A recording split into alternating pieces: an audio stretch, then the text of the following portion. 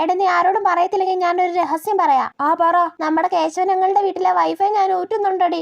നിനക്ക് പാസ്വേഡ് എവിടുന്ന് കിട്ടി? അതൊക്കെ കിട്ടി. നീ ആരോട് പറയത്തില്ലെങ്കിലേ നിനക്കും ഞാൻ പറഞ്ഞുതരാം. ഇല്ലടി, ആരോടും പറയത്തില്ല. പറഞ്ഞതാടി. 2255. ആണോ? സത്യമാണോ? പിന്നെ അല്ലാതെ. എന്നാ ഞാൻ ഇന്ന് തകർക്കും.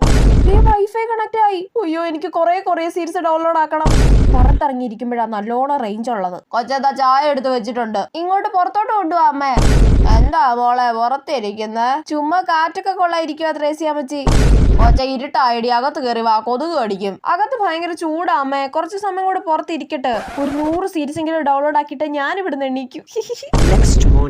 ഇതെന്താ കണക്ട് ആവാത്തെ? അമ്മച്ചി, അവിടെ കേശവചേട്ടന്റെ വീട്ടിൽ എന്താ ഒരു ബഹളം കേട്ടത്?